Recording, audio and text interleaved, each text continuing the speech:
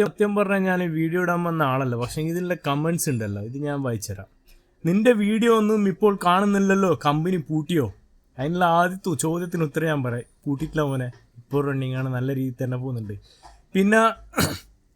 പിന്നെ സൈദാലി എന്ന് പറഞ്ഞ് അതേ ആള് വേറൊരു കമൻറ്റ് പറയും, ഉടായിപ്പ് ഇപ്പോൾ പറയുന്നു 29 കിട്ടുമെന്ന്, ഇനി ആ ഡേറ്റ് അടുത്ത് വന്നാൽ ജനുവരി 15 അങ്ങനെ പോയി. ഇതൊക്കെ ഒരു മണി ചെയിൻ തട്ടിപ്പാണ്. ഇത് രണ്ടുത്തരം ഞാൻ പറയാം. ഈ കമ്പനിയല്ല അക്കൗണ്ട് ബ്ലോക്ക് ചെയ്തത്, നമ്മൾ ഗവൺമെൻറ്റാണ്. എന്തിനാ? വെരിഫിക്കേഷന് വേണ്ടിയിട്ട്. വെരിഫിക്കേഷൻ ആയിക്കൊണ്ടിരിക്കുന്നുണ്ട്. അത് ഇവർ ഒരു ഡേറ്റ് പറഞ്ഞത് 29. അത് കഴിഞ്ഞാൽ കിട്ടും. പിന്നെ രണ്ടാമത് ഇത് മണി ചെയിൻ തട്ടിപ്പാണ്. നോ, ഇതൊരിക്കലൊരു മണി ചെയിൻ കമ്പനിയല്ല. ഞാനിത് വീഡിയോ ഇട്ടതിന് ശേഷം ഞാൻ കുറച്ച് കാര്യങ്ങൾ പഠിച്ചു, എന്നാൽ പൂർണ്ണമായിട്ട് പഠിച്ചു. ഞാൻ സാധാരണക്കാരനാണ്, എൻ്റെ ഒരുപാട് മിസ്റ്റേക്കുകൾ ഉണ്ടാവും. പിന്നെ ഇതെന്ന് പറഞ്ഞാൽ ഒരു മൾട്ടി പോയിൻ്റ് മർക്കൻറ്റൈൽ ബിസിനസ്സാണ്. എന്നുവെച്ചാൽ പലതരം ബിസിനസ്സിന് ഒന്നിച്ചുള്ളൊരു ബിസിനസ്. നാടൻ ശൈലിയിൽ ഞാൻ പറയൂ. എനിക്ക് എന്താ പറയുക, ടാക്ടിക്സ് ആയിട്ട് പറയണമെന്ന് അറിയില്ല.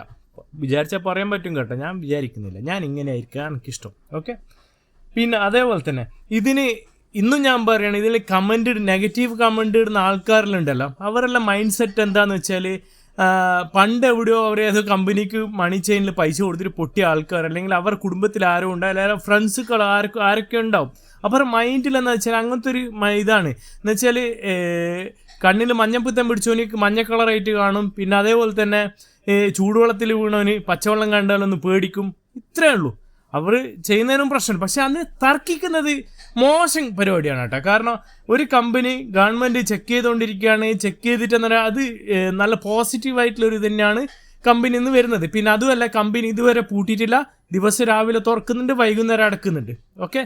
പിന്നെ രണ്ടാമത് വീക്ക്ലി ഇൻകം റവന്യൂ ആകുന്നുണ്ട്. പക്ഷേങ്കിലോ അക്കൗണ്ട് ഫ്രീസ് ആയതുകൊണ്ട് മാത്രം എല്ലാവരുടെ അക്കൗണ്ടിലേക്ക് പൈസ വന്നു. എന്നിട്ട് വേറൊരു സൊല്യൂഷൻ ഉണ്ടാക്കിയിട്ടുണ്ട്, അത് നിങ്ങളോട് നമ്മൾ പറയുന്നില്ല. ഓക്കെ. പിന്നെ ഇതിൻ്റെ ഇടയ്ക്ക് കുറേ ആൾക്കാർ എന്തിനാണെന്നറിയില്ല, എന്തിൻ്റെ കേടാണെന്നറിയില്ല, പക്ഷേങ്കിൽ ഒന്നുണ്ട്, പൈസ ഇതിൻ്റെ ഒത്ത് വളർന്നു കഴിഞ്ഞാൽ ഇതിൽ കൂടാ നിങ്ങൾക്ക് നല്ല പൈസ ഉണ്ടാക്കാൻ പറ്റും. നല്ല ഇതാണ്, നല്ല പ്ലാനാണ്. ഡിജിറ്റൽ കൂപ്പൺ നിങ്ങൾ എടുക്കുക. അപ്പോൾ നിങ്ങൾക്ക് ഒരുപാട് വളരാൻ പറ്റിയ ഒരു നല്ലൊരു ഓപ്പർച്യൂണിറ്റി ആണ്. എന്ന് വെച്ചാൽ ഞാൻ നിങ്ങളോട് ആദ്യത്തെ വീഡിയോയിൽ ഞാൻ പറഞ്ഞിട്ട്, ആദ്യം മുതലേ ഞാൻ ഹൈറിച്ചിനെ സപ്പോർട്ട് ചെയ്യുന്ന ഒരാളാണ്. അന്ന് ഞാൻ നിങ്ങളോട് ചാലഞ്ച് ചെയ്തിട്ടുണ്ട്, ഈ കമ്പനി ലീഗലി ഇതെല്ലാം ആണെങ്കിൽ നിങ്ങൾ ചേരണമെന്ന്. അതാരണ്ടറിലാണ് ശരി, നിങ്ങൾ ചേർന്നിരിക്കണം. എന്തായാലും ഇവിടെ തന്നെ മുന്നോട്ട് പോകും. പിന്നെ അതിനകത്തുള്ള മെയിനായിട്ട് ഒരു പാർട്ടി ലീഡർ ഉണ്ട്, ഇതായിട്ട് നിൽക്കുന്നുണ്ട്. എന്തിനാണെന്നറിയില്ല ഈ ചങ്ങായി ജനപ്രതിനിധിയാണോ എന്തിനാണെന്നറിയില്ല. കമ്പനി പൊട്ടിയിട്ടില്ല, കമ്പനിക്ക് ആൾക്ക് പ്രശ്നമില്ല, കമ്പനിക്ക് ഓണർക്ക് പ്രശ്നമില്ല. പിന്നെ ഇവർക്ക് എന്താ പ്രശ്നമില്ല? കമ്പനി എന്ന് പറഞ്ഞാൽ പക്ക ലീഗൽ തരീക്കേസ് ചെയ്യുന്ന കമ്പനിയാണ് കേട്ടോ. ആരും പേടിക്കണം. ഞാൻ ആദ്യം വീഡിയോ ഇട്ട കാരണം എന്നറിയാം, ജനങ്ങളെ പേടിപ്പിച്ചാൽ ഏത് മാധ്യമങ്ങൾ ഇനി നോക്കട്ടെ. ഇതേ കമ്പനി നോർമലായിട്ട് വന്നാലും മാധ്യമങ്ങൾ ഇതേപോലെ തന്നെ ഇത് കൊടുക്കണം, റിപ്പോർട്ട് കൊടുക്കണം. ഇങ്ങനെ കമ്പനി റെഗുലറായിട്ട് ഉണ്ട് ചാലുവാന്നും പറഞ്ഞിട്ട് കൊടുക്കണം. അതാണ് നിങ്ങളെ നട്ടല്.